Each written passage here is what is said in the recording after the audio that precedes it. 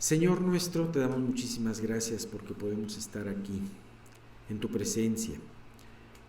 Podemos estar aquí reunidos para estudiar tu palabra, para poder estudiar este maravilloso libro de los Salmos que tú nos regalaste y que sin duda alguna es no solamente de aprendizaje, sino también es de un gran consuelo en cada momento de nuestras vidas, ya que son muy diversos. Padre, te queremos pedir que podamos cada día apreciarlos más y, Señor, pues verdaderamente hacerlos parte nuestra diaria. Te quiero pedir, Padre mío, que tú hagas este trabajo. Te pido también que tú guíes el estudio que dará Mauricio, Señor. Te pido que tú lo bendigas, lo guíes con tu Santo Espíritu, Señor, y que lo que él vaya a compartir también sea de mucho aliento para nosotros. Háblanos conforme a nuestra necesidad. Nosotros no la conocemos, los que vamos a hablar, sino tú eres el que conoce la necesidad del corazón de cada una de las personas que está reunida.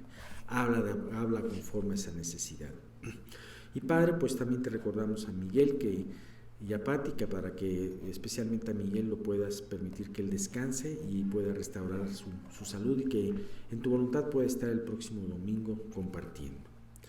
Te queremos pedir también, Señor, para que la tecnología no falle, para que pueda escucharse de principio a fin el estudio, y Dios, para que sea de gran bendición a todos los que estamos aquí y a los que se conectan vía remota. Te lo pedimos todo esto en el nombre de tu Hijo Jesús. Amén. Les comento, aquí hay 3 lugares. Sí, no, entonces gracias, Lili. El que quiera venir acá, que quiera ver mejor, aquí. ¿Mande? El que no tenga miedo con el frío, puede sentarse ahí. No, digamos, sí hay un poquito más de frío, pero bueno, nos habíamos quedado en los versículos del 7 al 9. Estamos viendo un salmo, el Salmo 116.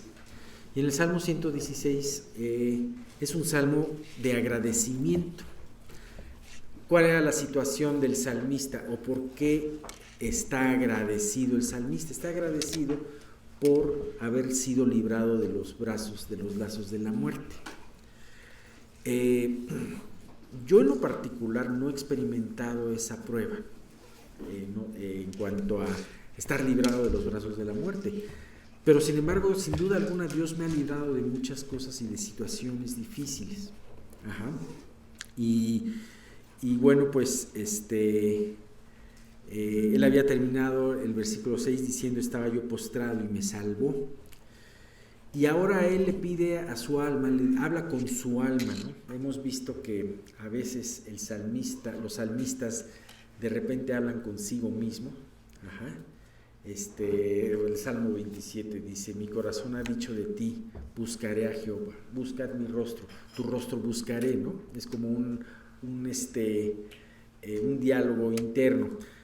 Hemos visto también en el Salmo 103 que dice: bendice alma mía a Jehová, diciendo una exhortación: alma, tienes que bendecir a Jehová, todo mi ser, vamos a bendecir a Dios. Y ahora dice: cálmate, tranquilízate, alma, vuelve a tu reposo.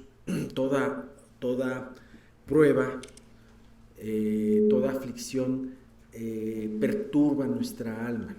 Ajá.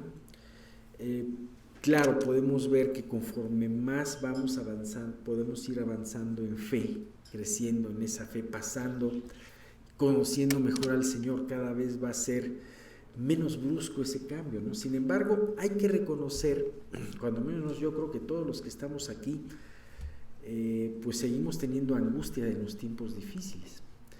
No somos de carne y hueso, ¿no? No somos una pieza de mármol. Ajá. Y podemos ver también que otras personas dentro de la palabra de Dios, grandes hombres de fe, también tuvieron esas aflicciones. Elías le pedía a Dios que le quitara la vida porque no era mejor que sus padres, ¿no? Y así podemos ver cómo diferentes personas nos enseñan, Dios nos enseña a través de ellos cómo fueron pasando a través de esa angustia hasta llegar al estado de reposo que da la fe. Es natural que sintamos esa angustia, pero también esa angustia debemos de canalizarla a Dios. Y como dice aquí, vuelve, alma mía, a tu reposo, porque Jehová te ha hecho bien, Dios te ha hecho bien. Una de las cosas que siempre pasan cuando estamos en una prueba o una aflicción es olvidarnos de las bondades de Dios, olvidarnos de la misericordia, de la provisión de Dios que nos tiene en ese momento. Muchas veces sufrimos en nuestras vidas porque nos pasamos lamentando por lo que no tenemos. Y aún a veces podríamos decir, bueno, es que eso es para una persona que sea muy codiciosa, ¿no? Yo me lamento porque no tengo un Ferrari, ¿no? O porque no tengo una casa en un conjunto residencial muy bonito, o me lamento por muchas cosas. No estoy hablando de eso. A veces tú puedes tener aparentemente necesidades muy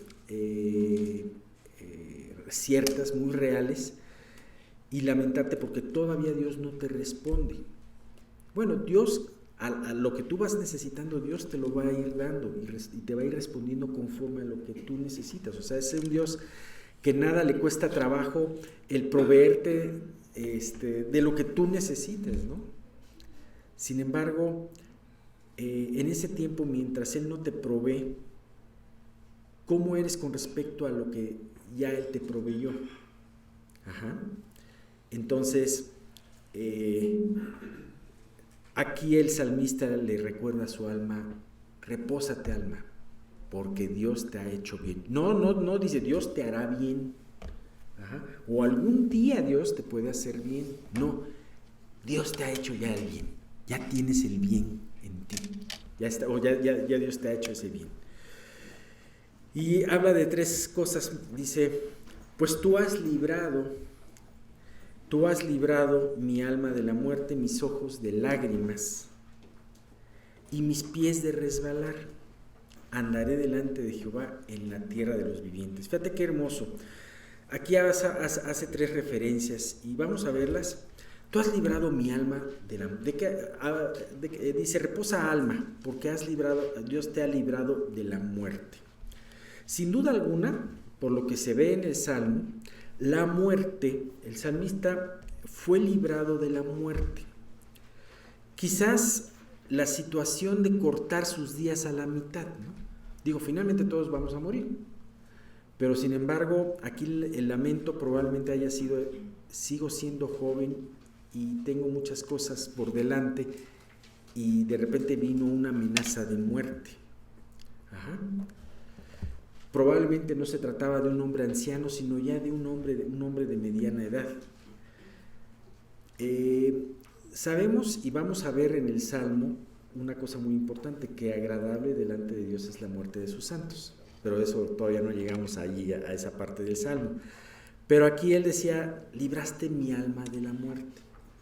Y es algo muy hermoso porque hemos visto ejemplos inclusive en la Biblia de personas a las que Dios le prolonga su vida más tiempo, los salva de una situación de muerte.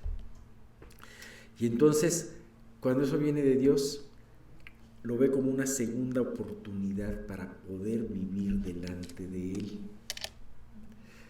Dios te puede contestar cualquier oración.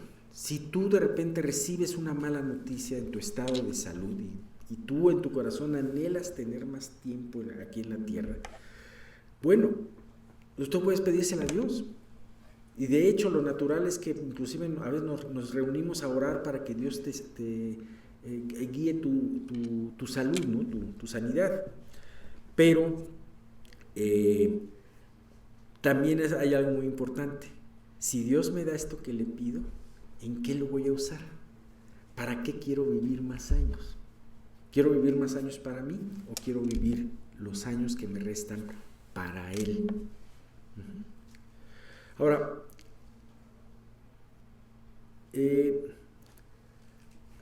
recordemos que estos salmos son salmos que que son los salmos que cantó Jesús en la última cena.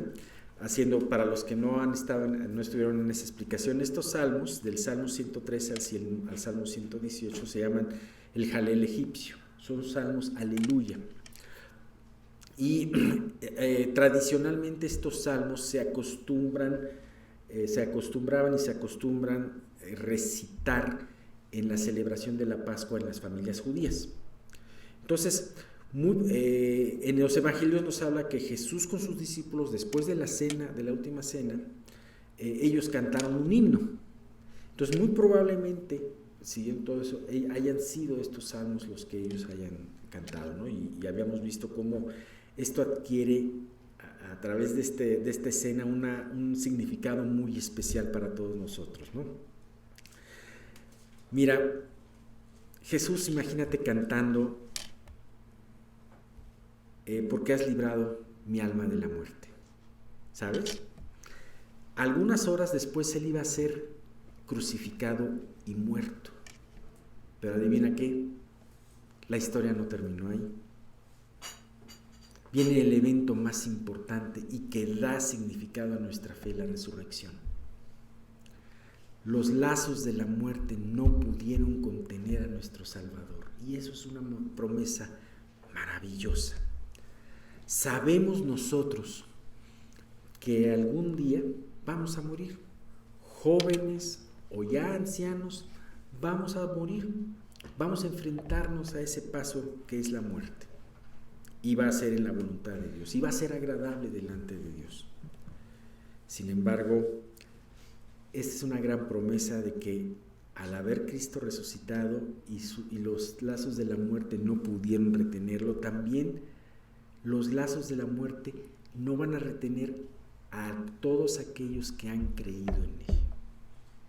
Jesús lo ha prometido y les ha prometido dar vida eterna. Entonces esto da un punto de vista distinto, ¿no? Bien, aquí hay algo muy importante. Dice, también la segunda parte dice, mis ojos de lágrimas.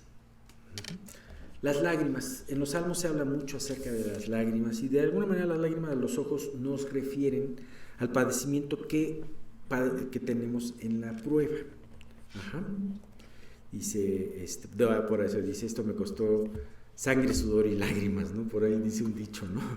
Y dice, pues sí, es que te costó trabajo y sufriste y padeciste, ¿no? Entonces las lágrimas, quitaste las lágrimas. Hay lágrimas, pero aquí la gran consolación es que Dios siempre va a consolarte. Él seca nuestras lágrimas. Ahora, hemos hablado muchas veces del sufrimiento. La voluntad de Dios no es, cuando Dios te rescata y eres parte de su pueblo, no quiere decir que se va a acabar el sufrimiento en tu vida. Hay muchos falsos maestros, falsos predicadores que hablan, ya no vas a sufrir más. No sabes que si vas a sufrir más, si vas a seguir sufriendo, si vas a seguir padeciendo. Pero, ¿sabes qué? Aquí la situación es que tú vas a encontrar que el sufrimiento tiene un propósito. Ajá. Nosotros hace mucho tiempo vimos el libro de Job y vimos cómo ese sufrimiento tuvo un propósito. Y al final de ese propósito, Job le dijo a Dios, de oídas te había oído, mas ahora mis ojos te ven. O sea, él podía ver a Dios más real en su vida, él podía ver que sus oraciones. ¿Y qué pasa cuando nosotros padecemos algo? Nos acercamos más a Dios. Nuestras oraciones se vuelven más intensas. Nuestra hambre por la palabra y nuestras enseñanzas están ahí. Ajá. Por eso muchas veces bendito sea ese tiempo de la prueba, ¿no? Y bueno, podemos tener como un consuelo de que la prueba lleva un propósito. Él no es sufrir por sufrir, ¿no? No es sufrir para llenar frasquitos de lágrimas, ¿no? Sino es sufrir con un propósito. Pero además hay algo que es muy interesante. El sufrimiento es temporal. Las pruebas son temporales. No se nos olvide. por la situación que el día de hoy tú estés pasando, no se te olvide, va a terminar pasando. El sufrimiento en la prueba es temporal, pero el crecimiento espiritual que te deja la prueba es eterno. Esa es la transacción que hace Dios en las pruebas. Fíjate estos dos versículos. Primero, ahora, el hecho de que tengas sufrimiento en una prueba y que Dios permita pruebas en tu vida, tampoco veas a un Dios malo, un Dios así que diga que se goce en sufrir, en tu sufrimiento. No. Fíjate qué dulce versículo dice en Jeremías 31:16. Así ha dicho Jehová: reprime del llanto tu voz y de las lágrimas tus ojos, porque salario hay para tu trabajo, dice Jehová, y volverán de la tierra del enemigo. Entonces, ¿qué dice? Reprime, o sea, te tengo buenas noticias. Entonces, reprime, o sea, no llores, porque hay buenas noticias, habrá salario para tu trabajo, hay un propósito para tu sufrimiento.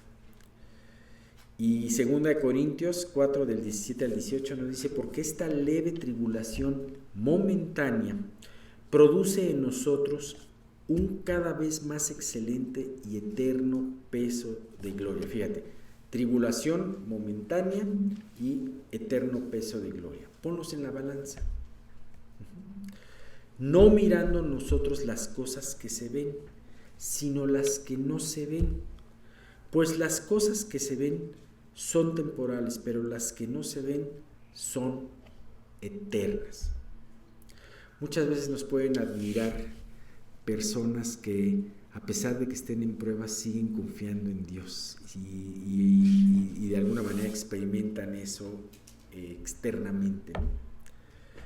Y bueno, pues, ¿qué es lo que hacen? ¿Se muerden la lengua para no llorar? ¿Muerden un trapo para no gritar? No. A través de las experiencias y a través de crecer en su fe, estas personas han aprendido a ver lo que no se ve. Lo que se ve es el problemón, pero ellos han aprendido a ver y a escuchar lo que no se ve y lo que no se oye normalmente. Hace mucho tiempo un misionero en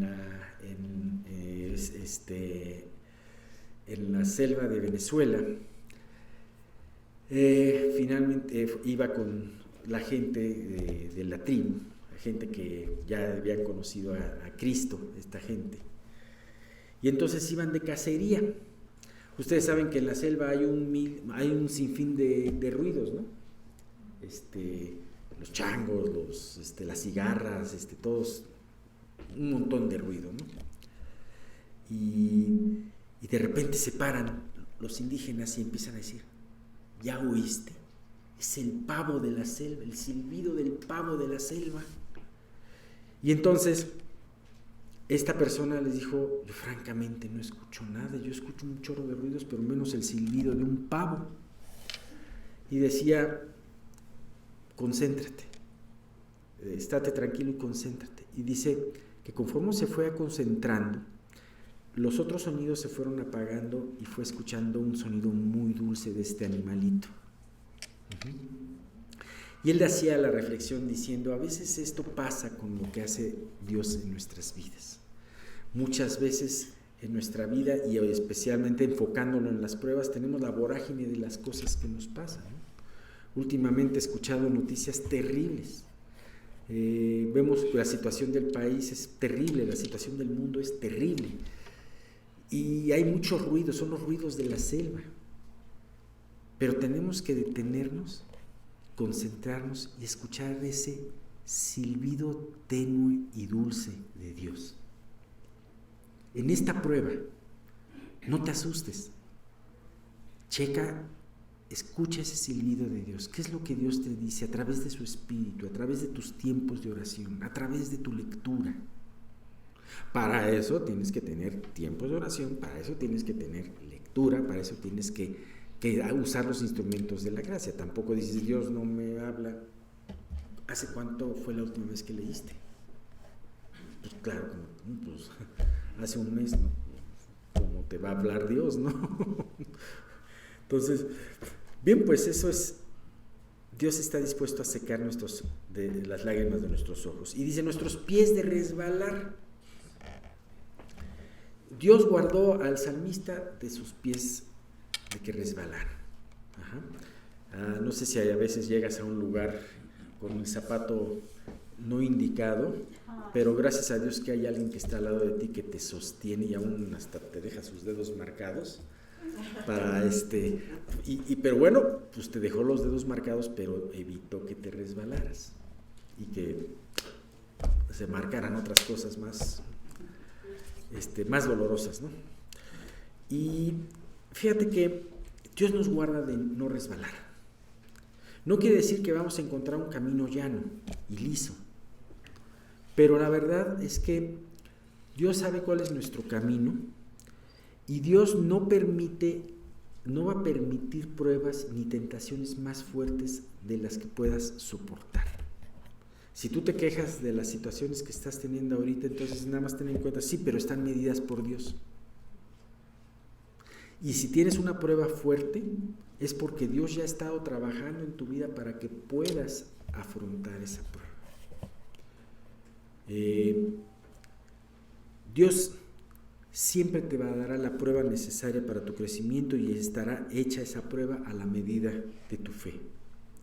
Y siempre te dará la gracia para pasarla. Ahora, el punto está otra vez de nuestra parte. ¿Qué vamos a decidir en cada prueba? ¿Vamos a decidir invocar a Dios, como lo hace el salmista? Invoqué a Dios. ¿O vamos a decidir desesperarnos y alejarnos enojados de Dios, tomando la situación en nuestras manos? Tenemos el ejemplo de Asaf, un ejemplo maravilloso de este hombre de Dios en el Salmo 73. Salmo 73, cuando me lo compartieron hace mucho tiempo y lo descubrí, pues realmente fue un salmo muy, muy bonito. Y este hombre, un hombre de Dios, un hombre que escribió más de 10 salmos, un hombre que le fue confiada ser líder de alabanza en la época de David. En el Salmo 73 nos habla de una casi caída que él tiene, ¿no? Y cómo su fe estaba a punto de resbalar, de sucumbir. Él estaba a punto de resbalar y que su fe sucumbiera. Sin embargo, él decidió dirigir sus pies hacia el lugar correcto. Y ese lugar correcto es el santuario de Dios. Dos partecitas de este salmo dice...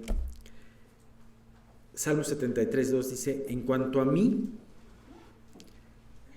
casi se deslizaron mis pies, por poco resbalaron mis pasos. Fíjate, él empieza esto, primero empieza este salmo con una alabanza y después en el segundo versículo nos trae esta situación, casi se deslizaron mis pies, por poco se resbalaron mis pasos.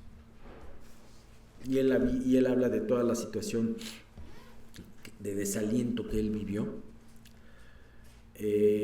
hasta que llega 15 versículos después, en el versículo 17 del Salmo 73 dice, hasta que entrando en el santuario de Dios, él era un levita, sacerdote, sí me parece que era sacerdote, y él podía entrar al santuario de Dios, hasta que, o sea, imagínate, un hombre que tenía que enseñar de Dios, estaba desalentado y estaba diciendo, ¿por qué el malo prospera, no le pasa nada? ¿Y por qué a los buenos Dios los hace sufrir y los tiene llenos de restricciones? Sin embargo, este hombre, en vez de quitarse su vestimenta y guardarla y mandar todo a volar, él decide dirigir sus pasos al santuario de Dios. Y en el versículo 17 dice, hasta que entrando en el santuario de Dios, comprendí el fin de ellos. Entrando al santuario de Dios, este hombre comprendió dónde estaba puesto él delante de Dios y dónde estaban puestos estos hombres que no se acordaban de Dios y que aparentemente tenían una prosperidad. ¿Sabes? Así como las pruebas en la vida del Hijo de Dios, las aflicciones en la vida del Hijo de Dios son temporales, las riquezas y el bienestar en la vida de los impíos también son temporales. Y él comprendió esto. Y más rápido se pasa una prueba y más rápido se pasa una situación de bienestar sin Dios, ¿no? De aparente bienestar sin Dios. Y bueno, pues esto nos debe de llevar, y con esto hacemos un enlace a la siguiente parte que veamos después. En el último versículo, andaré delante de Jehová en la tierra de los vivientes. Una vez que ves esta magnífica liberación y que te das cuenta el plan que Dios tiene para tu vida, ¿qué decisión tomas?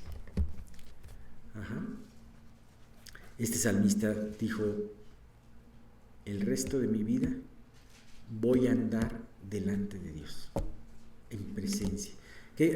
Sabemos que la presencia de Dios siempre está y Dios nos está viendo siempre. Dios no deja esa fidelidad en nuestras vidas, pero a veces nosotros caminamos como si Dios no nos viera. Y no me estoy refiriendo a que hacemos cosas malas a fin que Dios no nos ve, ¿no? No, sino más bien no estamos conscientes en nuestras decisiones, en nuestro diario vivir a veces, de que están los ojos de Dios puestos sobre nosotros. ¿Cómo caminamos si estamos conscientes de esta magnífica verdad? Muy diferente a como normalmente caminaríamos, ¿no? En el temor de Dios. Entonces caminemos de esta manera. Y Enoc,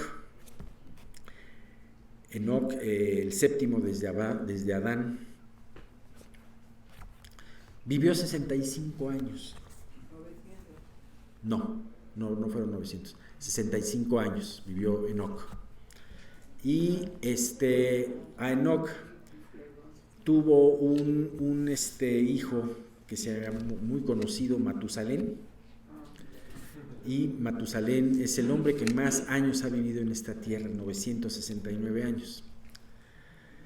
Pero Matusalén quiere decir, cuando él muera, Dios viene.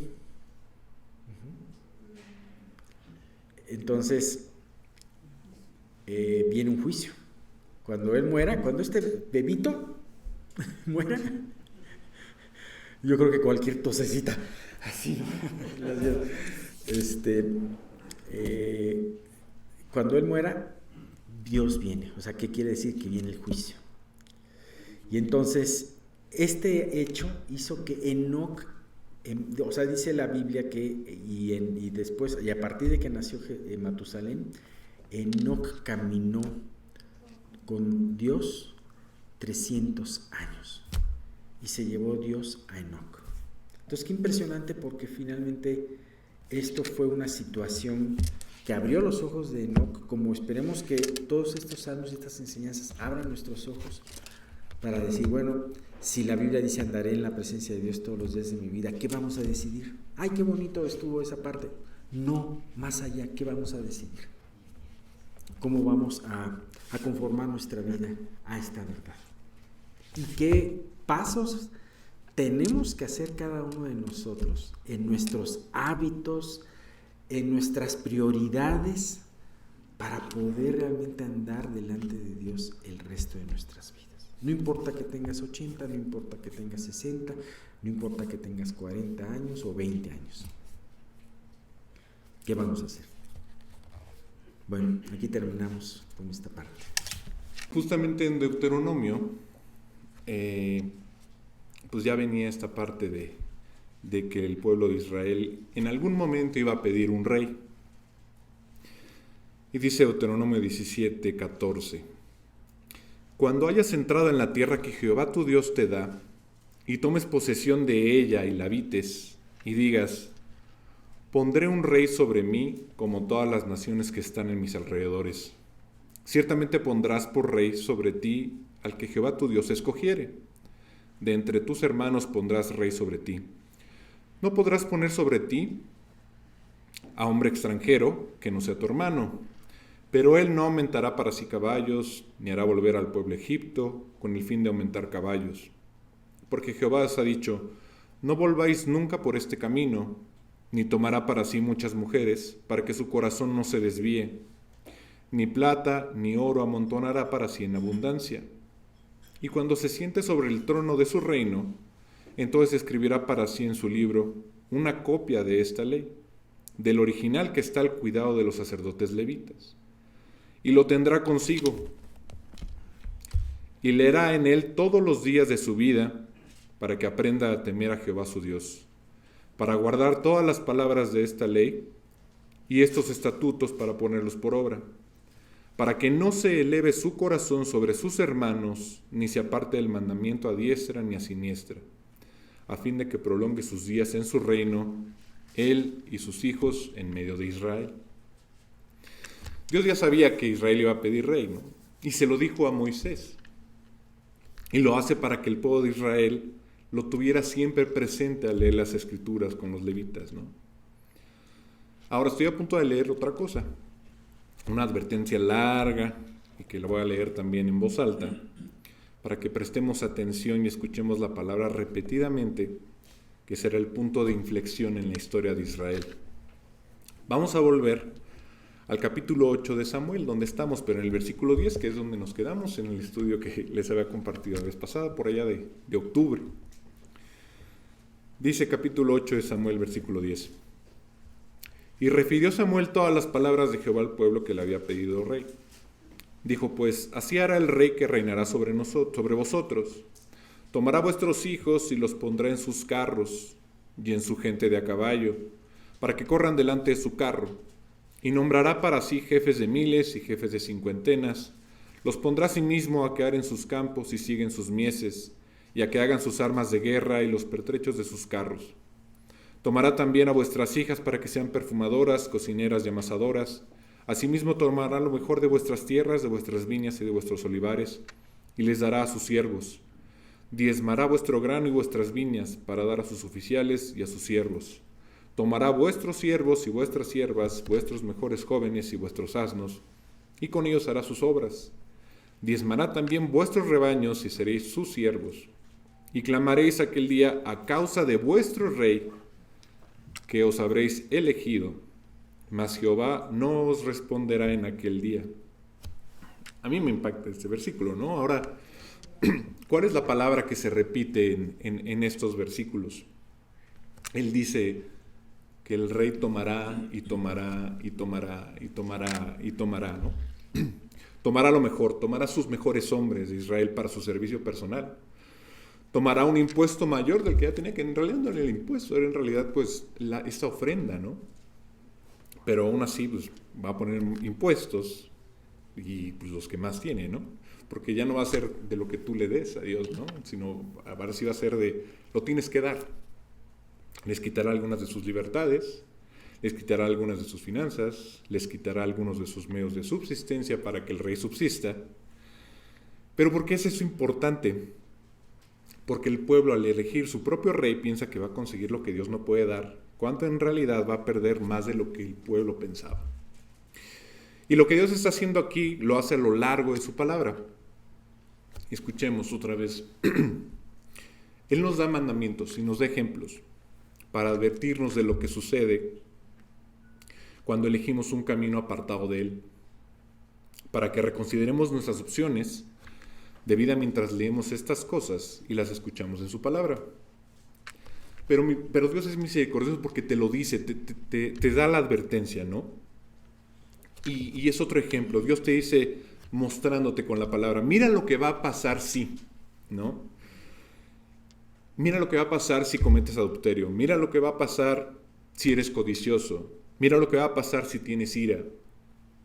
Nos muestra y lo está haciendo de nuevo. ¿Quieres un rey? Bueno, esto es lo que va a pasar.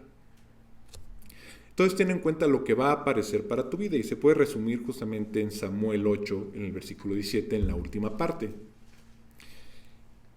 A mí me gusta también aparte de la versión de la Nueva Traducción Viviente, en este versículo en particular, se los voy a leer. En la versión Reina Valera 1960 dice: diezmará también vuestros rebaños y seréis sus siervos. Pero justamente en la Nueva Traducción Viviente dice: les exigirá la 10ª parte de sus rebaños y ustedes serán sus esclavos. Está más claro, ¿no? Pensaron que iban a tener mayor libertad con un nuevo rey, pero quiero decirte algo: no hay una persona desde Adán hasta el último hombre antes de que Cristo regrese que no hay una persona libre, ¿no? Toda persona es esclava de algo o de alguien, porque eso es parte de lo que nos enseña la Biblia, ¿no? Por muy libre que alguien se declare, por muy autónomo o que se jacte de ser, en realidad no es libre, nadie es libre. Toda persona es esclava de algo, de alguien. Algunas son esclavas de sus novios, de sus novias, de sus esposos, de sus esposas. Algunos son esclavos del dinero, algunos son esclavos de las opiniones, sobre todo de las opiniones de los demás. Algunos son esclavos de la pornografía, del ego, de la religión. Las Escrituras declaran que todos los hombres son esclavos. Ahora, eso puede sonar como un pensamiento muy triste, no muy deprimente, ¿no? Pero aquí es donde deja de ser deprimente. Todo depende de quién sea tu maestro, de quién sea tu amo. Es posible que no me creas tal cual, ¿no? Estaba platicando con unos compañeros y todos estudian filosofía. Y siempre es un debate con esto, ¿no? Y siempre buscan, no, que la virtud, no, pues que no es así, no, es que es el determinismo, etc. Pero les digo, todos son esclavos. Lo que vayas a hacer hoy, tú eres esclavo de eso. Somos, exactamente. Veamos lo que dice la Biblia acerca de esto. Dice Romanos 6:16, ¿no? Vámonos si quieren para allá. Que dice: ¿no sabéis que si os presentáis a alguien como esclavos obedientes, sois esclavos de aquel a quien obedecéis? O del pecado que lleva a la muerte, o de la obediencia que lleva a la justicia. Es decir, cualquier cosa a la que obedezcas tú, eso será tu amo, ese será tu amo. En el Antiguo Testamento, donde estamos, hay un ejemplo que invita a esa reflexión en la esclavitud, y a mí me encantó para compartírselas el día de hoy. Cuando un hombre en la antigüedad poseía un esclavo, después de una cierta cantidad de años, debía dejar de ir a ese esclavo para ser un hombre libre. Pero en la instrucción no se detenía ahí.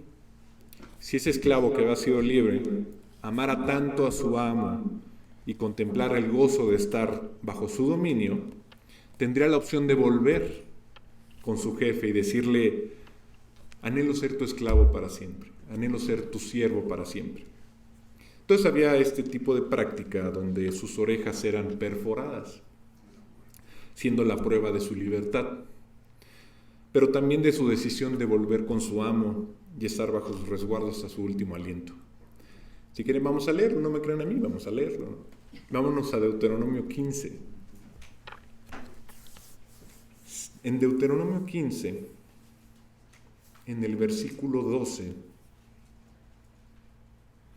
viene esta instrucción y dice: si se vendiere a ti tu hermano hebreo o hebrea y te hubiere servido 6 años, al 7º lo despedirás libre. Y cuando lo despidieres libre, no le enviarás con las manos vacías.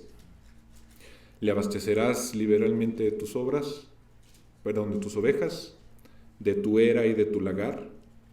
Le darás de aquello en que Jehová te hubiere bendecido. Y te acordarás de que fuiste siervo en la tierra de Egipto, y que Jehová tu Dios te rescató. Por tanto, yo te mando esto hoy. Si él te dijere: no te dejaré porque te ama a ti y a tu casa, y porque le va bien contigo, entonces tomarás una lesna y horadarás su oreja contra la puerta, y será tu siervo para siempre. Así también harás a tu criada. No te parezca duro cuando le enviares libre, pues por la mitad del costo de un jornalero te sirvió 6 años. Y Jehová tu Dios te bendecirá en todo cuanto hicieres. Entonces le abres la puerta de todo lo que lo que te dio, básicamente, ¿no? Dice que le darás parte de tus ovejas, de tu era y de tu lagar. Yo no sabía lo que era, tal cual. Pero la era es esta... Hacían como un círculo, creo que todavía lo hacen en algunos lugares, un círculo para justamente como trillar el trigo, valga la redundancia, ¿no? Como que lo echan ahí en un círculo y pasa como un caballo y le da vuelta así como para sacar el trigo de las espigas, ¿no? Y el lagar es justamente unas tinajas para las uvas, ¿no? Donde las pisaban y saliera el vino. Y la lesna es con lo que lo horadaban, era, si conocen cómo trabajan los zapateros algunas veces para hacer estas cositas como adornitos, son estas como puntas, ¿no? Afiladas. Bueno, no, ni siquiera son afiladas, nada más creo que sí la punta, pero es como larguita y como que le van haciendo así, ¿no? Es como muy común en la peletería. Y yo no la conocía, pero dije, pues sí, o sea, lo ponían en la puerta y perforaban sus orejas, ¿no? Entonces, cuando lo lees y pasas de Deuteronomio y demás, pues hay muchas leyes que no las vemos, no las comprendemos y poco a poco Dios te las va mostrando, ¿no? Pero es una instrucción que Dios dijo, pero yo la veo como profética, ¿no? Profética de Jesucristo como maestro, es decir, que cuando conoces realmente a tu Señor y comprendes la bondad que tiene tu Señor y la vida que te da, incluso con libertad siendo siervo, y Él te da la oportunidad de quitarte ese yugo de alguna manera, y te dice ya eres libre, y tú tomas esa libertad y le dices, oye, creo que yo no sé o no quiero vivir de otra manera que no sea contigo, y se la vuelves a dar en lugar de seguir tu camino y tus propias decisiones, ¿no? En realidad le estás diciendo a tu maestro, oye, yo te quiero, yo te amo, sé mi amo por el resto de mi vida, quiero que seas mi Señor, no quiero que la vida sea vivida por mis reglas y por mis deseos. En realidad anhelas que Él, que ese Señor, que ese Maestro se siente en el trono de tu corazón para ser el comandante de tus caminos, ¿no? Y tienes esta opción, eres un esclavo del pecado o eres un esclavo de Cristo. Y te digo algo, el cuerpo de Cristo también fue horadado, ¿no? Pero fue para pagar nuestros pecados, así que no es ajeno a esta instrucción tampoco, ¿no? Si quieren, ahora vamos a Gálatas, en el capítulo 4, en el versículo 3, donde vamos a ver otra referencia a la esclavitud. Gálatas 4:3 comienza diciendo: así también nosotros, cuando éramos niños, estábamos en esclavitud bajo los rudimentos del mundo.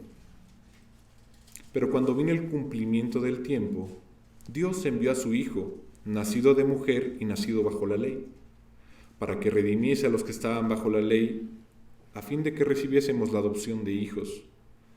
Y por cuanto sois hijos, Dios envió a vuestros corazones el Espíritu de su Hijo, el cual clama, Abba, Padre.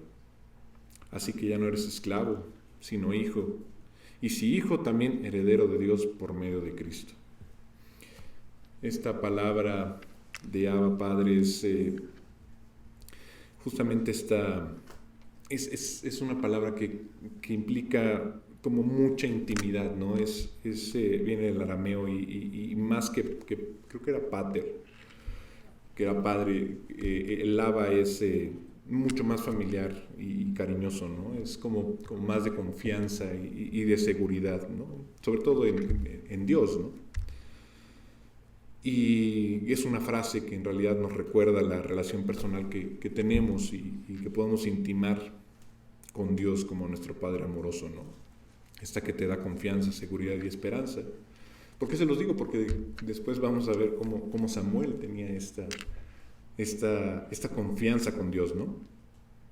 Hablando justamente también de la esclavitud y cómo se le entregas a Dios, Pedro también lo dice, y lo dice Judas incluso, en sus cartas, cuando comienzan, sobre todo en 2 de Pedro, dice salutación, ¿no? Y dice en el capítulo 2 de Pedro 1, dice: Simón Pedro, siervo y apóstol de Jesucristo, ¿no?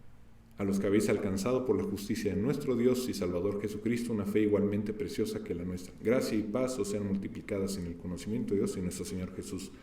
Pero ese siervo y apóstol, ¿no? Igual Judas dice: Judas, siervo de Jesucristo, ¿no? También él dice: yo también, pues sí, o sea, mi libertad se la di a Dios, ¿no? O más bien mi esclavitud se la di a Dios cuando Él me liberó, ¿no? Ahora, prestemos atención a esto. Cada vez que el Evangelio sale de este púlpito cada semana y comparten aquí nuestros pastores, debemos decir que algunas personas, si no es que nosotros mismos, después de escuchar, y si es que escuchamos o nada más oímos, pues elegimos levantarnos y alejarnos y rechazar este evangelio, ¿no? No sé a las personas que también les llegan a compartir y les llegan a compartir el link. Yo lo hago con mi familia, ¿no? Cuando me ha tocado compartirles, pues, o sea, a ustedes aquí, yo se los doy, ¿no? Pero yo creo que algunos sí los ven, ¿no? Y otros creo que no. Los que sí me comentan, pues ya supe que la vieron, ¿no? Pero hay algunos que simplemente no.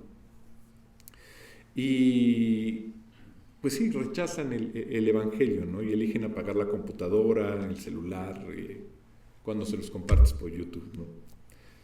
Y mientras se levantan y no se conmueven por las palabras de Cristo y lo que Él hizo en la cruz, sin siquiera considerar el precio que él pagó por nuestras almas, pues siguen caminando normalmente en la vida, ¿no? ¿Y qué es lo que hacen?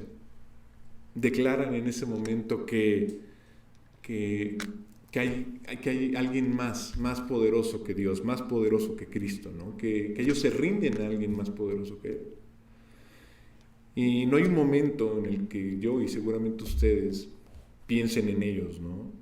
En ¿por qué ir por algo más que Cristo, ¿no? ¿Hay algo más grande que Dios? Y no se me quita la convicción, y seguramente a muchos de ustedes tampoco, ¿no? Sobre todo a mí cuando me toca estar aquí compartiéndoles. Porque en el fondo de mi corazón sé que yo también en su momento elegía otra cosa, ¿no? Para servir, dejando lugar a despreciar la palabra en su momento. Pero ni siquiera está cerca de la bondad de Dios, porque te sigue buscando, ¿no? Y no importa si todo el mundo vive de la misma manera, uno ya no, cuando lo acepta y sabe que es esclavo y sabe que Dios te puede liberar. Cuando te libera, tú nomás le das tu misma libertad con la que te dice: yo te quiero seguir también. Ahora, ¿me estoy perdiendo al servir a Jesús? O sea, a ellos, ¿no? Diciéndole a los que rechazan el evangelio, pues les digo que no. Es decir, alabo a Dios cada vez al recordar que Él me salvó. Alabo a Dios en cada momento cuando hablo con ellos, ¿no? Porque tengo la oportunidad de decirles: oye, hay un salvavidas, ¿no? No te tienes que hundir con el Titanic, ¿no? Y digo, se los había comentado alguna vez, que sepan que no debe de existir ni una onza de envidia en su corazón, ¿no?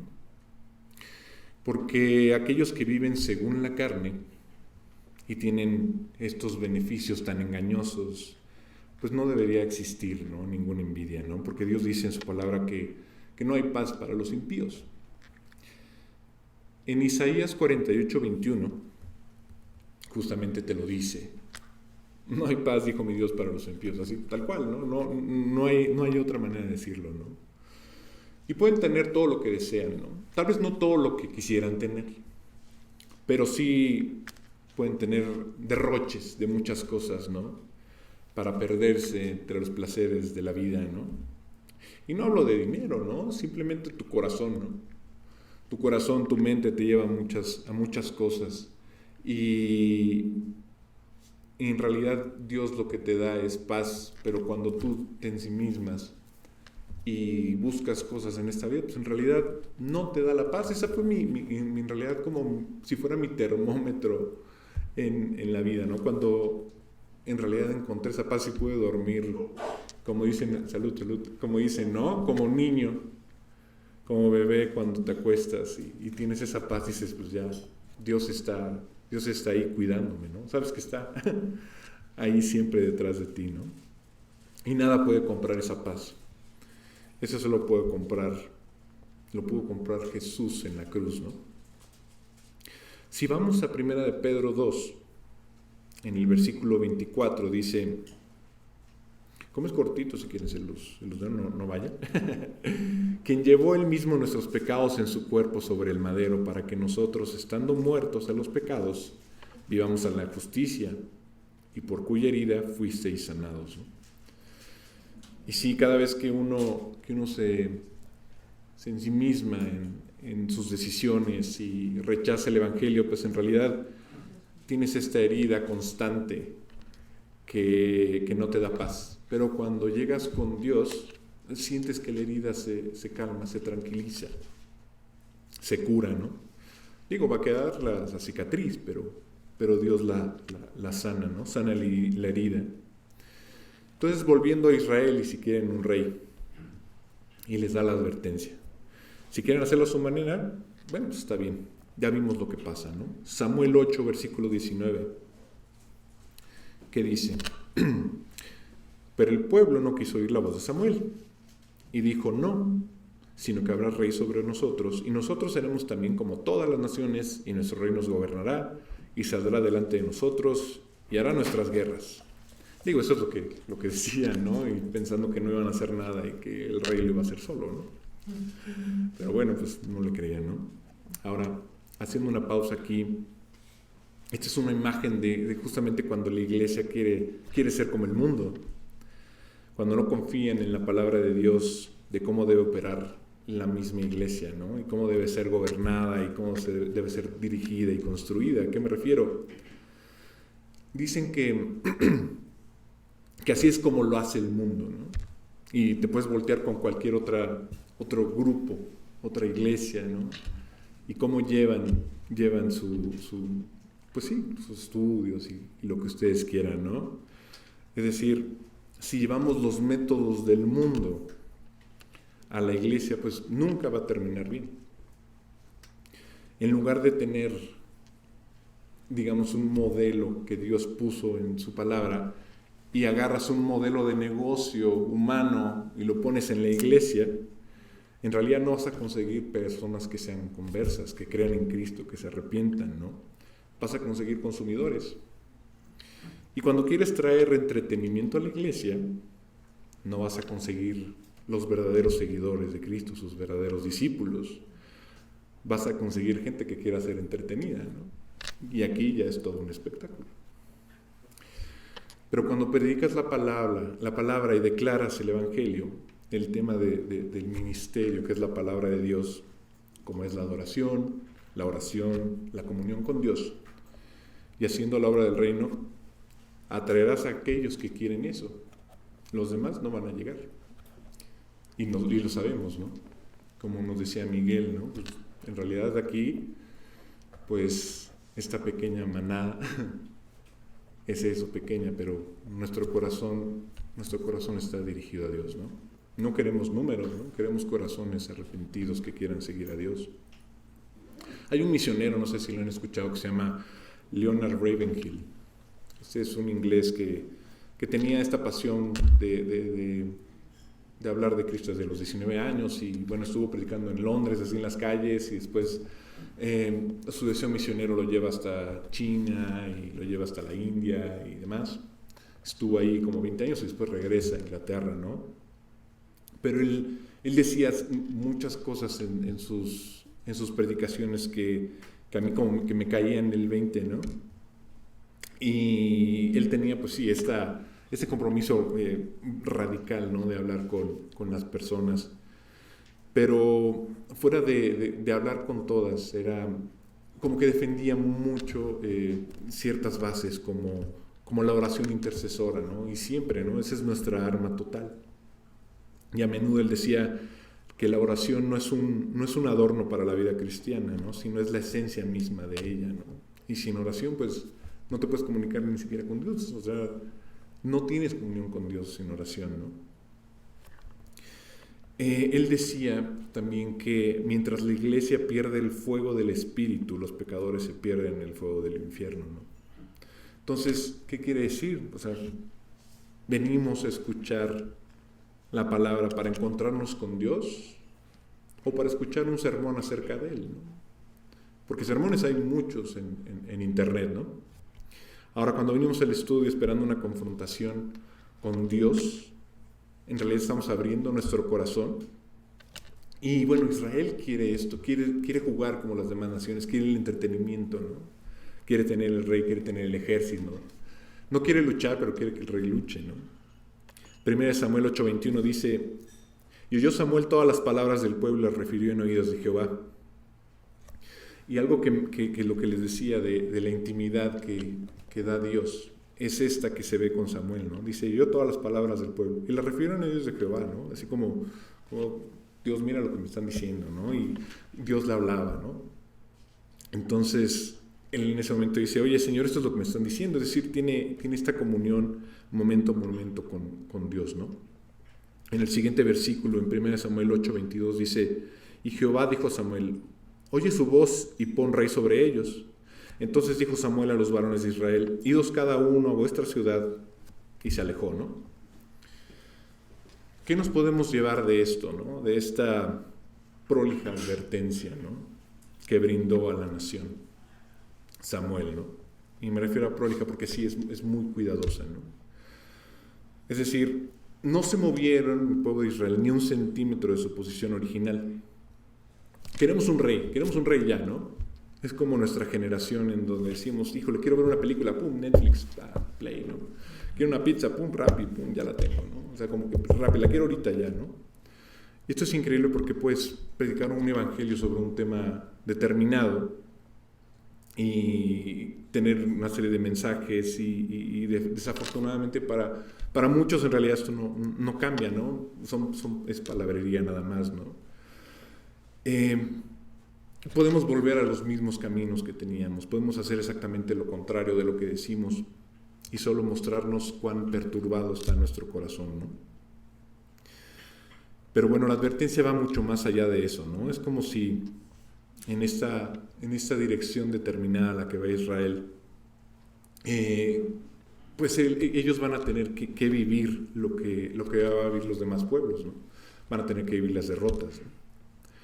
Ahora, aquí hay una parte importante en donde en la historia se ve esta alevosía y esta ventaja con el pueblo de Israel, porque ya sabían en realidad qué es lo que querían, ¿no? Querían vivir con sus propios términos, ¿no? Y alevosía es esta palabra que los abogados utilizan mucho, ¿no? Que es justamente esta como traición, ¿no? Cuando alguien sabe que va a hacer algo malo, o sea, que quiere hacer algo malo, planea todo, ¿no? Y dice: no, para que no den conmigo, para que me salga bien mi pecado, voy a hacer esto, ¿no? Y me voy a esconder, y me voy a lavar las manos, o que no me vean, o estar en 2 lugares, ¿cómo le hago, no? Como que tú ya piensas, ¿no? O sea, la persona que va a pecar ya sabe que va a pecar, ¿no? No es así de: uy, pequé, ¿no? No sé, ¿no? O sea, muchas veces está en la mente, pero si tú alejas ese pecado en el momento y dices: Dios, ya, perdóname y demás, pues ya te lo quita, ¿no? Ya pasa. Pero hay muchas veces donde dices: no, es que ¿cómo le hago? Tengo que hacer esto. O en la empresa, ¿no? Muchas personas, ¿no? Dicen: no, es que ¿cómo saco dinero? Hijo, ya lo saqué, ¿ahora cómo lo pago? No, pues voy a hacer como que el cliente pague y va a ser un cliente que pague en el banco y le voy a poner la ficha, pero no. Y de repente empiezan los huecos, ¿no? En la contabilidad de la empresa. Y dices: hijo, ya saqué, ¿ahora cómo lo meto? Hijo, es un hueco más grande, y más grande, y más grande, y más grande, ¿no? Esa es la alevosía, ¿no? Como que ya sabes qué va a pasar. Proverbios 2:10 dice, y lo habíamos visto cuando les comentaba de Proverbios, que dice: cuando la sabiduría entrare en tu corazón y la ciencia fuere grata a tu alma, la discreción te guardará te preservará la inteligencia, para librarte del mal camino, de los hombres que hablan perversidades, que dejan los caminos derechos, para andar por sendas tenebrosas, que se alegran haciendo el mal, que se huelgan en las perversidades del vicio, cuyas veredas son torcidas y torcidos sus caminos, ¿no? Ahora voy a hacerles esta pregunta, ¿no? ¿Quién fue el primer rey de Israel? Ya se las había hecho. Ajá. Ahora se las voy a poner con jiribilla. ¿Quién fue? O con chanfle, ¿no? Sí, con efecto, ¿no? Dicen, sí fue Saúl.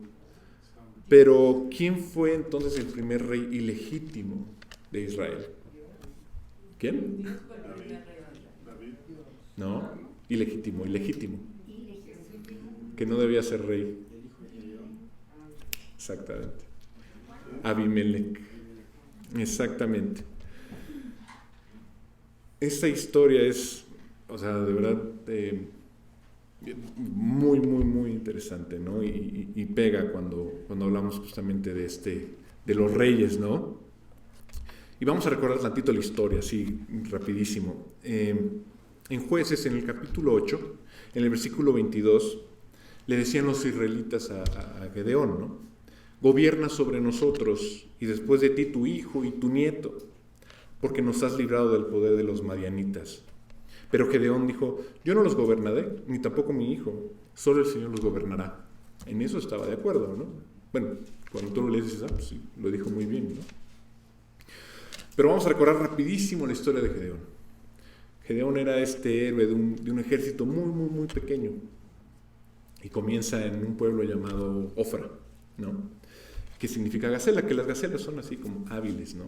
Corren y demás, y el chita o el guepardo van tras ellos, y si los ven desde antes, pues, huyen, ¿no?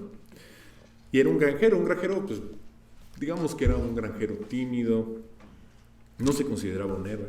De repente un día, mientras escondía el trigo del enemigo, porque llegaba el enemigo con todos sus animales y demás, y se llevaba toda la comida que estaba en Israel, ¿no? Y dice la Biblia que eran así como innumerables, ¿no? Muchísimo, ¿no? Entonces lo que hacían era lo escondían. Entonces un día se le aparece el ángel de Jehová y le dice, oye, tú eres el elegido, ¿no? Sí, para guiar al pueblo contra los madianitas, ¿no? Y esos madianitas eran los que tenían un ejército enorme, ¿no? Innumerable, ¿no? Él no lo podía creer. Entonces, seguramente él decía, oye, como un simple granjero como yo derrotará un ejército tan poderoso, ¿no? Pero Dios le dio ciertas señales ahí para confirmarlo. Y al final Gedeón dice, bueno, está bien, si Dios dice que sí, pues entonces junta un ejército, ¿no? Pero era demasiado grande. Fue curioso porque en realidad, o sea, el ejército sí se juntó y eran muchos, pero no tantos como los madianitas, ¿no? Entonces Dios le dice, no son muchos, quita muchos, ¿no? Y de repente dice, oye, pues casi cuántos dejo, ¿no? Al final quedaron 300 hombres, ¿no? Dicen 300 contra un ejército así innumerable, pues como que no. Pero estos 300 justamente pelearon contra ellos con una técnica bastante interesante donde escondían antorchas así en sus jarras y atacaron un campamento, gritando, rompiendo las jarras. Y de repente pues Dios los confunde y entra el terror y bueno, huyen y se atacan entre ellos y la verdad es que los vencen. Algo así impresionante que solamente puede hacerlo Dios, ¿no?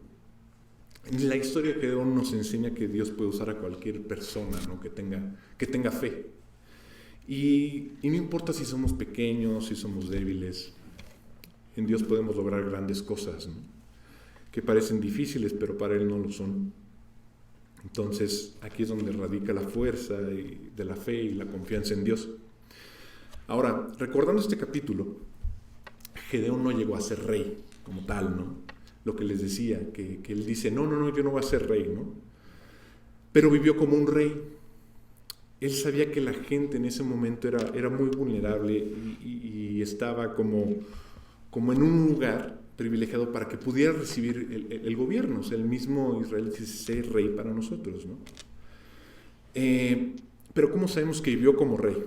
Bueno, si van a capítulo 8 de Jueces y leemos el versículo 30 y 31, dice, Y tuvo Gedeón 70 hijos que constituyeron su descendencia, porque tuvo muchas mujeres. También su concubina, que estaba en Siquem, le dio un hijo, y le puso por nombre Abimelec. Ahí mismo sabemos que Gedeón no era un rey oficial, pero vivía como un rey. ¿Por qué? ¿Qué significa Abimelec? Significa, hay dos. Una es, mi padre es rey o padre del rey, ¿no? Digamos que mi padre es rey. Vamos a ponerle así, ¿no? Entonces, lo que hace Gedeón es ponerle a su hijo, ok, yo no voy a ser rey, pero a mi hijo le voy a poner mi padre Gedeón es rey, ¿no? Entonces dices, ok, mi padre Gedeón es rey, o Gedeón, padre del rey, ok. El niño empezó a escuchar, no, pues tú vas a ser rey, casi, ¿no? Y debido a esa identificación, pues Abimelec tuvo esa inspiración para buscar ser rey, ¿no? En Jueces 8, el 32 al 35 dice, y murió Gedeón, hijo de Joás, en buena vejez, y fue sepultado en el sepulcro de su padre Joás, en Ofra de los Abieseritas. Pero aconteció que cuando murió Gedeón, los hijos de Israel volvieron a prostituirse yendo tras los Baales, y escogieron por Dios a Baal-Berit, y no se acordaron los hijos de Israel de Jehová su Dios, que los había librado de todos sus enemigos en derredor, ni se mostraron agradecidos con la casa de Jeroboam, el cual es Gedeón, conforme a todo el bien que él había hecho a Israel. Jeroboam pues era el mismo Gedeón. Jeroboam, ¿qué significa? Dice Jueces 6:32, contienda Baal contra él por cuanto derribó su altar. Dios le dijo, mira, aquí está Baal y Acera, tú tíralos en la noche que nadie se dé cuenta y pones un altar para mí.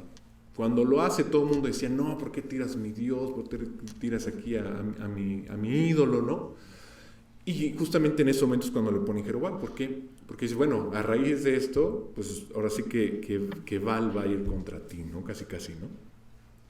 Entonces, por haber derribado el altar, ¿no?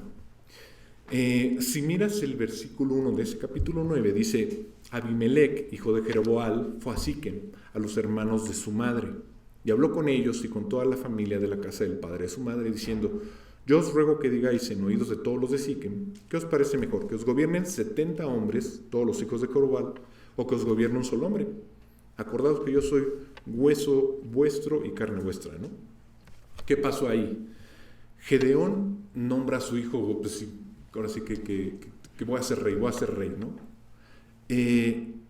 Y cada vez que decía su nombre, pues se lo creía, ¿no? Entonces, cuando dice, tu padre es rey, yo voy a ser rey, etc., él se asume como rey, ¿no? Justamente en Jueces 9, en el versículo 3 dice, cuando él habla con los hermanos de su mamá, porque recuerden que él tenía otros 70 hermanos, pero dice, bueno, quiero reinar yo sobre ellos, ¿no? Entonces va con los hermanos de su mamá y dice, no, pues apóyenme. Y lo apoyan. Y dice, y hablaron por él los hermanos de su madre, en oídos todos los de Siquem, todas estas palabras, y el corazón de ellos se inclinó a favor de Abimelec, porque decían, nuestro hermano es. Y le dieron 70 ciclos de plata del templo de Baal-Berit, con los cuales Abimelec alquiló hombres ociosos y vagabundos que le siguieron. Y viniendo a la casa de su padre, o sea, de Gedeón, en Ofra, que Gedeón ya había muerto, mató a sus hermanos, los hijos de Jeroboam, 70 varones sobre una misma piedra. Pero quedó Jotam, el hijo menor de Jeroboam, que se escondió. Es decir, 70 ciclos de plata y eran 70 hermanos que tenía, ¿no? Un ciclo por cada hermano, casi. En el versículo 6 de Jueces 9 dice, entonces se juntaron todos los de Siquem con toda la casa de Milo y fueron y eligieron a Abimelec por rey, cerca de la llanura del Pilar que está en Siquem. Ahí tienes al rey ilegítimo, el primero, ¿no? El rey Abimelec. Lo que sucede en este capítulo 9, cuando Abimelec se convierte en rey, es un desastre, es un lío, es una masacre, hay asesinatos y guerras civiles, ¿no? La historia de Abimelec es así, en corto, es justamente este hijo que mata a sus hermanos, se pone como rey de Israel, pero los habitantes de Siquem se rebelan contra Abimelec. Y él responde con brutalidad y destruye ciudades, masacra a sus habitantes. Los habitantes en realidad se enojan y va después a otra ciudad, la ciudad de Tebes, ¿no? Y durante el ataque a esta ciudad, pues él se acerca mucho a una torre, ¿no? Y en la torre ve a una mujer y lanza por ahí una piedra, ¿no? De molino que le cae así en la cabeza y pues ya lo hiere, ¿no? Pero de mortandad. Y para evitar la burla de la gente de que dije, no, que no me mate una mujer, pues básicamente le hizo al descubridor, no, pues mátame, ¿no? Etcétera, ¿no? Entonces, la historia de Abimelech, así en corto, es esta advertencia sobre los peligros de la ambición, la violencia, ¿no? Nos enseña que el poder obtenido por medios injustos no trae esta paz ni satisfacción, ¿no? Sino solo es destrucción y valor. Los impíos no tienen paz. Cuando vamos nuevamente a nuestra historia principal, donde el pueblo ni siquiera consideró no solo la advertencia de Samuel, sino su historia, la historia de Israel, ¿no? La historia de este rey ilegítimo, era una muestra de lo que podría pasar. Y Dios sabía que iban a querer este rey. Dios nos ayuda con esa reflexión y podemos escuchar incluso a un hombre como Samuel con esa historia de Abimelech y el desastre que vino, como lo hicieron rey, donde dice, no lo quiero a tu manera, lo quiero a mi manera, ¿no? Y lo quiero ya, es lo que hizo Abimelech, ¿no? Entonces, si sientes en algún momento esa resistencia también con Dios, a sus mandamientos, al tiempo de Dios, a los caminos de Dios en tu vida, pídele a Dios que suavice tu corazón, que esté más dispuesto, que esté más capaz de hacerle caso a la palabra de Dios.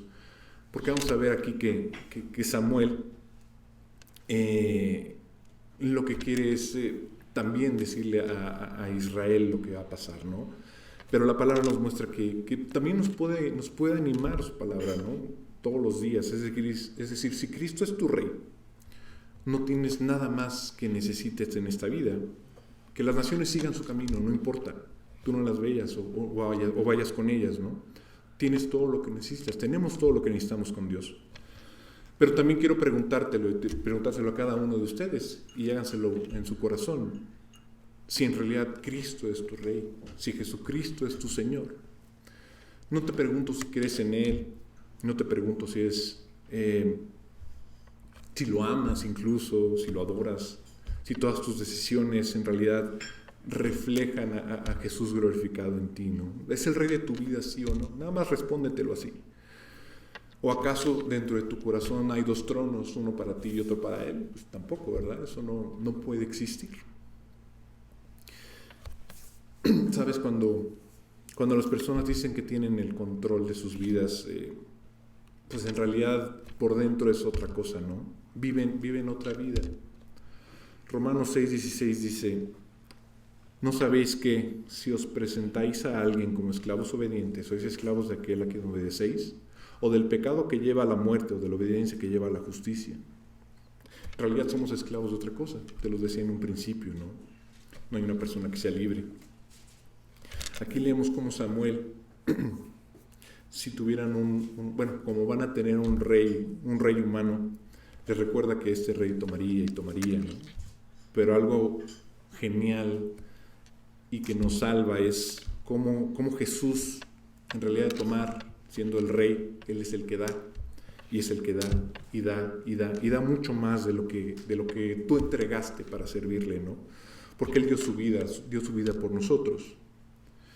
Y si es que en alguna ocasión haces un rey a alguien más, pues tomarán mucho más de lo que tú estás esperando, ¿no? Porque Él no vino para ser servido, ¿no? Sino para servir. Vino a dar su vida por rescate de muchos, vino a morir por nosotros y nos tiene que quitar estos vanos deseos, porque en su muerte nosotros vivimos, ¿no? Si te entregas a Él. No podemos perder con Dios. Con Él solo ganamos. Lo que es vivir la vida por nosotros mismos, ya lo conocemos, ¿no? Miren, yo recuerdo que en su momento, y se los platicaba en mi testimonio, pues sí, uno es cruel consigo mismo, ¿no? Uno toma decisiones incorrectas que perjudicaron a mi mamá, a mi familia, ¿no? Pero cuando Cristo se convierte en Rey y comienza a ordenar mi vida, y lo sigue haciendo todos los días, y te sigue jalando las orejas, obvio, Y no solo me bendijo a mí, sino también bendijo a quienes me rodeaban, ¿no? Cristo sí se convirtió en el rey de mi vida, y eso afecta pues cada parte de ella, ¿no? Cada una de esas secciones en mi vida, ¿no? Entonces, si haces rey a Jesús, ¿significa que tienes que obedecerle e ir todos los días al estudio de los domingos? Pues no, en realidad no. Él no solo gobierna un día a la semana, Él gobierna toda tu vida. Se trata de que Él te lleve, te guíe, se gloríe en cada paso que das con su palabra. Y te lo digo con gozo, es genial, y ustedes lo saben, ustedes lo conocen. Y no sé si les ha pasado que cuanto más les sirven, más dulce es estar con Dios. Desde que comencé o que me invitaron a compartirles estos estudios, yo he sentido primero esa bendición de poder compartírselos, y segundo que Dios conmueve mi corazón, porque sé que Cristo es mi rey en cierta manera, y está conquistando cada vez más partes de mi vida. Espero que la conquiste todo, porque hay muchas veces donde dice, híjole, como dice Pablo, ¿no? Como, ¿por qué tengo que hacer esto? Si sé que no me conviene, ¿no? Pero bueno, gracias a este Dios, a este Dios. Y la verdad es que es un milagro para todos nosotros. Ustedes conocen lo que Dios ha hecho en sus vidas, ¿no? Y muchas veces es inexpresable lo que uno quiere decir acerca de Dios, ¿no? Imagínense cuando estemos enfrente de su presencia, ¿no? Leonard Ravenhill les decía algo irónicamente: ¿qué vas a hacer cuando llegues a la eternidad si no puedes quedarte una hora con Dios aquí abajo, ¿no? Es decir, imagínate, cuando estamos en el estudio y de repente dices, híjole, tengo que hacer esto, tengo que hacer aquello, ¿no? Pues dices, bueno, si somos creyentes, cuando estemos con Dios, pues no. Pues la verdad dices, pues no voy a llegar si estoy pensando en eso, ¿no? Entonces te digo hoy, ¿estás abatido el día de hoy o algún domingo? ¿Estás desanimado? Tal vez no estás donde quieres estar el día de hoy en la vida.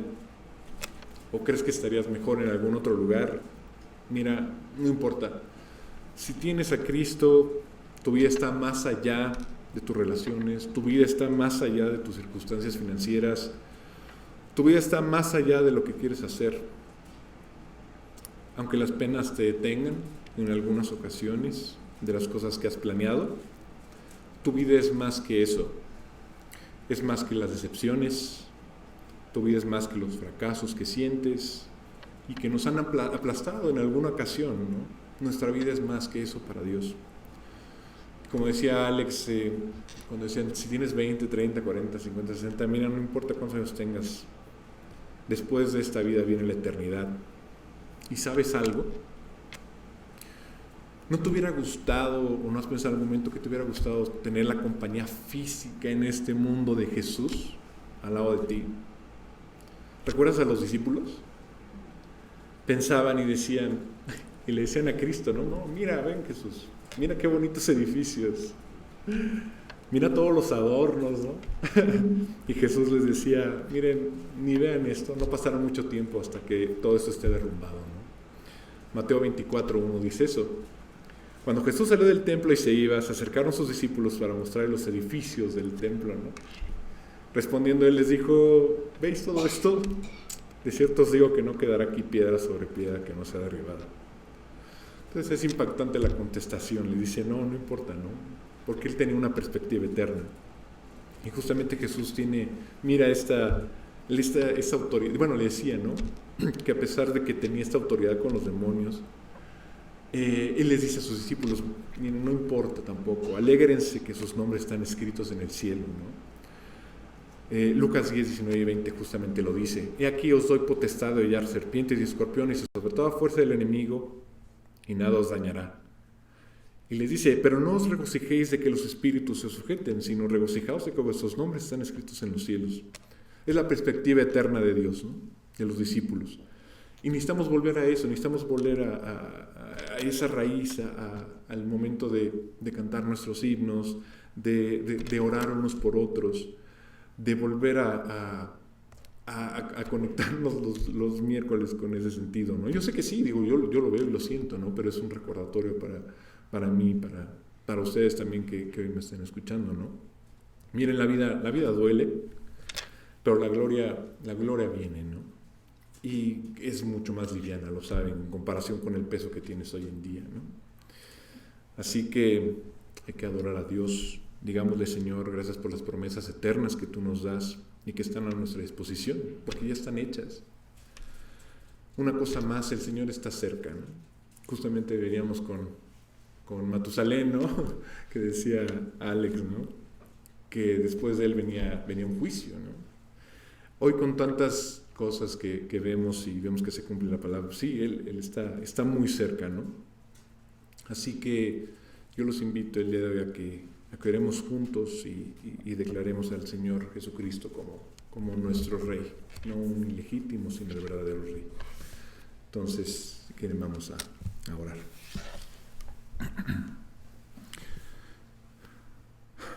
Señor, te pedimos que en este lugar, en este día, a través de tu estudio bíblico, pues nuestros corazones se muevan para adorarte. Tú eres el Rey de Reyes y Señor de Señores. Tú eres el único amo que es digno de ser servido. Te pedimos que como iglesia no sigamos a las naciones, que tomemos tus órdenes como son. Ayúdanos por tu gracia y misericordia a confiar en tus caminos y tus métodos, que son los verdaderos frutos que vienen de la fidelidad de tu palabra. Ayúdanos con la alegría a vivir por fe y creer que viviendo por fe hay una gloria inefable que experimentaremos en el cielo a tu lado. Señor, te pedimos también que tú bendigas a Miguel en su salud, que puedas recuperarlo muy pronto. También te pedimos por Margarita para que pues, ella también se pueda sentir mejor. Y te pedimos, Padre, que tú nos alegres en tu salvación cada día, que nos regocijes en tu evangelio y que te decimos hoy con alabanza y que eres nuestro Rey y que en ti podemos vernos como siervos, pero te entregamos nuestra libertad, nuestra vida, nuestra voluntad para amarte y declarar tu reino a todas las naciones. Te adoramos en el nombre de tu Hijo Jesús y te lo agradecemos. Amén.